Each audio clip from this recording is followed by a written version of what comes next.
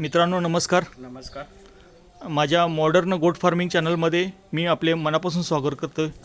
मित्रांनो, जर माझ्या चॅनलवर फर्स्ट टाईम असाल तर माझ्या चॅनलला सबस्क्राईब करा आणि जे ऑलरेडी माझ्या चॅनलचे सबस्क्रायबर आहेत त्यांनी माझ्या चॅनलची माहिती आपल्या शेळी पालकांना, युवा उद्योजकांना किंवा जे शेतकरी आहेत त्यांना माझ्या चॅनलची माहिती द्या.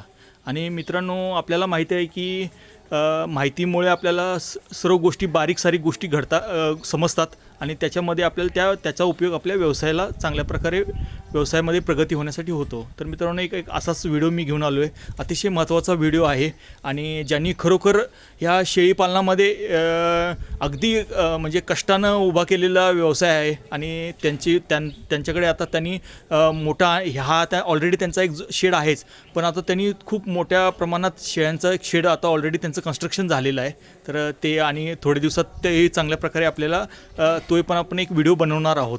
तर आता आपण त्यांच्याकडनं ही जी वाटचाल आहे त्यांची, म्हणजे शेळ्यांच्या सुरुवातीला त्यांनी शेळीपालन केल्यापासून ते आतापर्यंत त्यांचं मोठा गोठा म्हणजे शेळीपालनाचा गोठा बांधण्यापर्यंत जी वाटचाल आहे किंवा जे काही त्यांचं कष्टाची बाब आहे ते आपण व्यवस्थित त्यांच्याकडून समजावून घेऊया.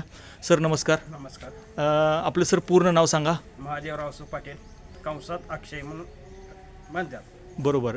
सरांना हे राजापूर ठिकाण आहे आणि सरांना अक्षय या नावाने ओळखतात. मी एका ठिकाणी आलो होतो, मला समजलं की सरांच्याकडे शेळीपालन चांगल्या प्रकारे करतात. तर अक्षय म्हणून सांगितल्यानंतर मित्रांनी त्यांच्या कॉपरेशन मला लगेच केलंच. सरांचा मोबाईल नंबर आहे, मी डिस्क्रिप्शनमध्ये देतो. त्यांना त्यांच्या वेळेनुसार कॉल करा आणि तुम्हाला काही खरेदी विक्री किंवा काही शेळीपालनाविषयी काही बारीक सारीक गोष्टी समजावून घ्यायच्या असतील किंवा मार्गदर्शन घ्यायचं असेल तर चांगल्या सरांच्याकडून मार्गदर्शन घ्या. तर सर नमस्कार. आता सुरुवात करतो. मला सांगा की शेळीपालनमध्ये तुम्ही कसं उतरला, कुठल्या उद्देशाने उतरला? पहिला पूर्वी मी आमच्या मामांच्याकडे होतो. बरं. धरणगुत्तीला. बरं. मी माझं शिक्षण तिथं 8वी ते 10वी पर्यंत झालं माझं. बरं. जयसिंगपूर बळवंतराव जेल हायस्कूल. राईट. तिथनं मग सगळ्यात मामांच्या शेळ्या आहेत. बरोबर. मग तिकडचं जरा अनुभव घेत एक शेळी मी तिकडनं घेऊन आलो पहिला. बरं. एक शेळीवर मी 6 शेळ्या तयार केल्या. बरोबर. मग तिथनं मला प्रॉपर्टी दिसत आले की एका शेळीवर 6 होत्यात, वर्षातनं 2 वेळा वेत येतात. एक शेळी 2 वेळा येत्या. हां. तर सर तुमचं जो म्हणला तुम्ही जी वाटचाल केली तर ती तुम्ही एका शेळीपासून सुरू केली आहे. तर आता त्याच्यावरच आपण बोलू की बरेच जर आता जे म्हणजे मी माझ्या या प्रवासात मी असं पाहिलं की बरेच लोक 100-200 शेळ्यांनी स्टार्ट करतात आणि त्यांचे शेळी फार्म लगेच हँडल होत नाहीत आणि बंद करतात.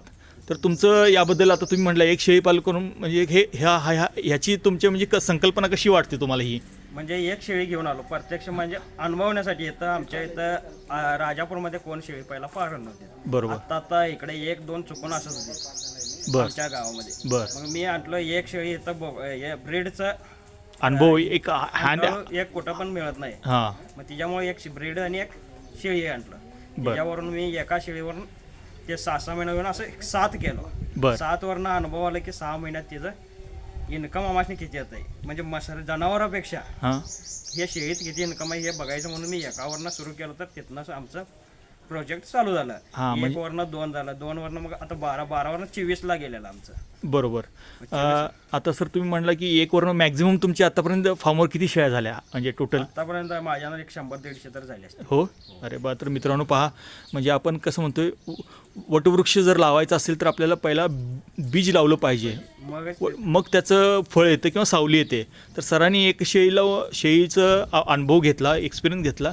तर त्यांनी अशा प्रकारे त्यांनी 100 शेळ्या किंवा त्यांचं जो काही आता पुढचा येणारा प्रवास आहे तर त्याला त्यांचं ते पुशअप आहे.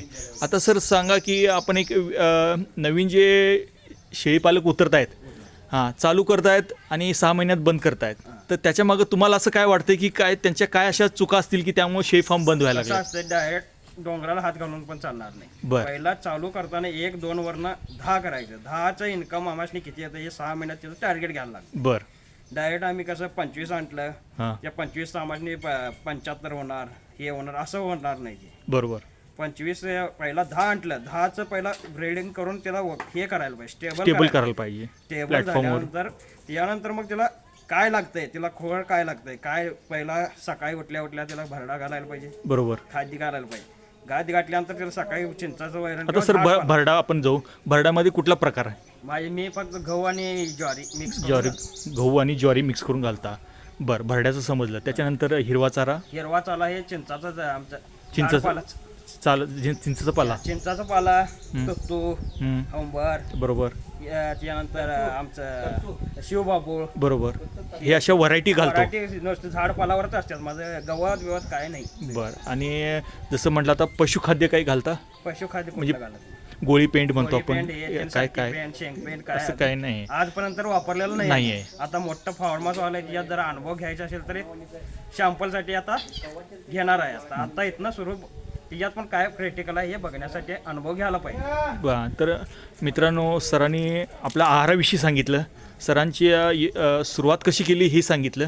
आता सर आपल्याला सांगतील की ब्रीड कशी निवडायची, म्हणजे शेळ्यांचे सिलेक्शन कसं करायचं आणि त्याचं प्रजनन कसं करायचं. तर ह्या गोष्टीबद्दल थोडंसं सांगा.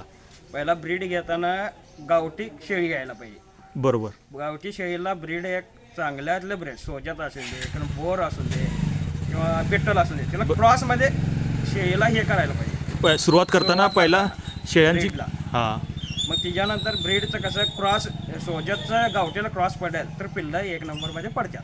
हां, क्रॉसमध्ये दिसायला सुंदर सुंदर निघतात. दिसतात. बरोबर. आणि त्याचं क्वालिटी चकमक पण आहे त्या बरोबर. आणि गुटगुटीत तयार होतात. कसं तुम्हाला गावठीला क्रॉस झालेला असते, बरोबर. त्याच्यामुळे गुटगुटीत होऊन ते आम्हाला ब्रीड चांगला देत आहे. आता माझा हा हे आता गावठी क्रॉसच आहे ब्रीड. हां, तर मित्रांनो बघा, समोर आपल्या व्हिडिओमध्ये दिसते एक बोकड आहे आणि पुढं त्याची म्हणजे मदर गोट म्हणतो आपण, व्हाईटमध्ये आहे आणि त्याचंच क्रॉस झालेलं एक पिल्लू आहे. एक 10 मिनिट थांबवलं तर ते पिल्लू इथं आहे. अवघा क्रॉस हे क्रॉस आहे. तर अशा पद्धतीनं राहू दे, अशा पद्धतीनं असं सुंदर अशी पिल्लं तयार होतात. तर सरांचं म्हणणं आहे की सुरुवात करताना ब्रीड सिलेक्शन करताना त्यांचं म्हणणं आहे की देशी शेळी करा आणि त्याला असं चांगल्या प्रकारे म्हणजे हेल्दी असलेला बोकड निवडा, तर तुम्हाला हे अशा प्रजनन होईल. तर अतिशय बघा म्हणजे त्यांची तब्येत बघा, काही असं फार मोठं त्यांनी केलेलं आहे आणि त्याच्यापासून असं नाही, अगदी सिंपल सुटसुटीत शेड केलेलं आहे. बघा, चेनलिंक आहे आणि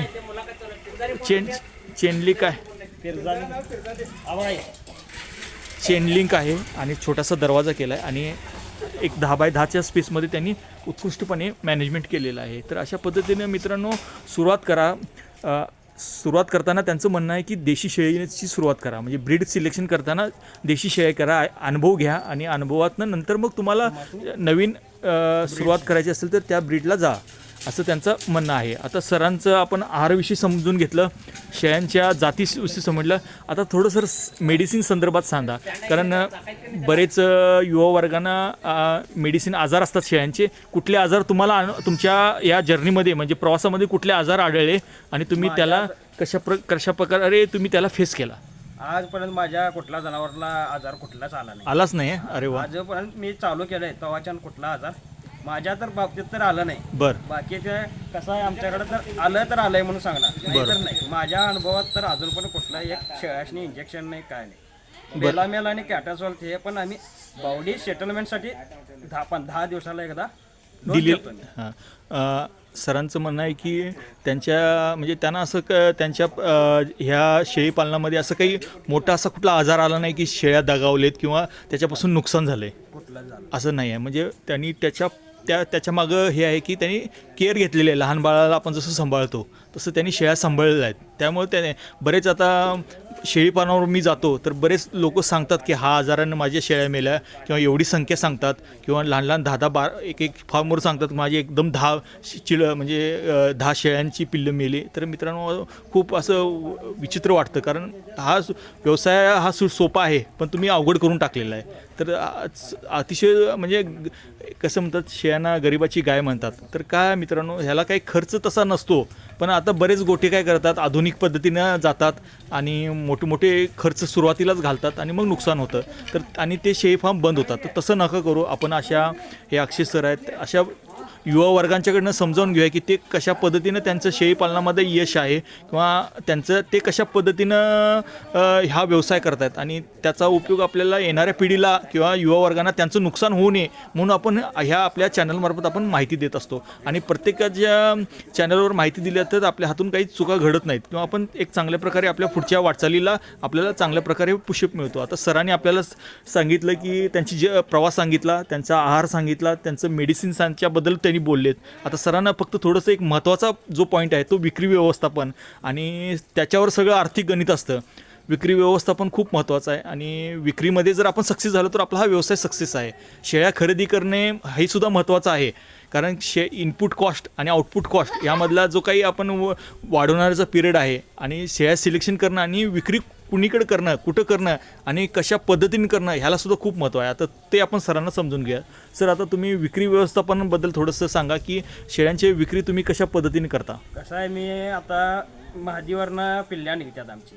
बरोबर. हे पिल्ल्या निघाली बरोबर. त्यानंतर आमचं कमीत कमी बोकड असेल बरोबर तर 6 ते 8 महिन्यापर्यंत आम्ही हे करतो, वाढवतो. आणि विक्रीसाठी जायचं म्हटलं तर बकरी कुदबा असू दे किंवा कुठल्या तरी बकरी कुदबा एक 6 महिना असताना आम्ही मार्केटमध्ये बाजारमध्ये जातो. बरं. म्हणजे त्या बाजारमध्ये गेल्यानंतर आम्ही 7-8 हजार वर्षी एक पालवा घेऊ शकतो.